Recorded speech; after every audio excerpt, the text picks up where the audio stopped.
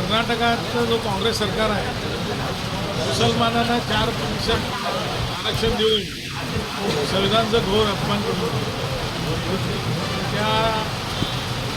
त्या पद्धतीचं राजवट आज कर्नाटकामध्ये चालू आहे. बजेटमध्ये सुद्धा पूर्ण मुसलमानचं बजेट झालेलं आहे आणि आता 4% आरक्षण दिलेलं आहे. दलित बंधू असतील, बाकीचे इतर लोक असतील, जाणार कुठं? जर तुम्ही 4% त्या लोकांचं घेऊन जर ह्या लोकांना घ्यायला लागला तर बाकीचे लोक जाणार कुठे? आणि जाती आधारित तुम्ही कशाला द्यायला लागला? आता दलित बंधूंना आरक्षण आहे त्याचं स्वागत आहे सगळ्यांचं.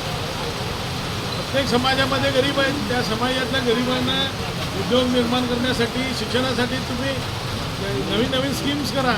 ते सोडून तुम्ही आरक्षण देण्याचं काम फक्त मुसलमानांना केलेलं आहे. त्यामुळे भविष्यामध्ये 10 फ्लॅटमध्ये 4 फ्लॅटसुद्धा यांना तुम्ही विकायचं असेल तर 4 फ्लॅट मुसलमानांना दिलं पाहिजे.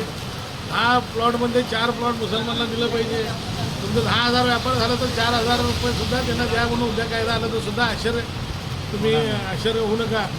तर येणाऱ्या काळामध्ये जागृत व्हा आणि या काँग्रेस सरकारला धडा शिकवायचा असेल तर तुम्ही शांततेनं रस्त्यावरती उतवा आणि हे जोपर्यंत 4% त्यांनी जो आरक्षण दिलं ते मागे घेऊपर्यंत आपण लढा दिला पाहिजे आणि तुम्ही सगळ्यांनी जागृत व्हा.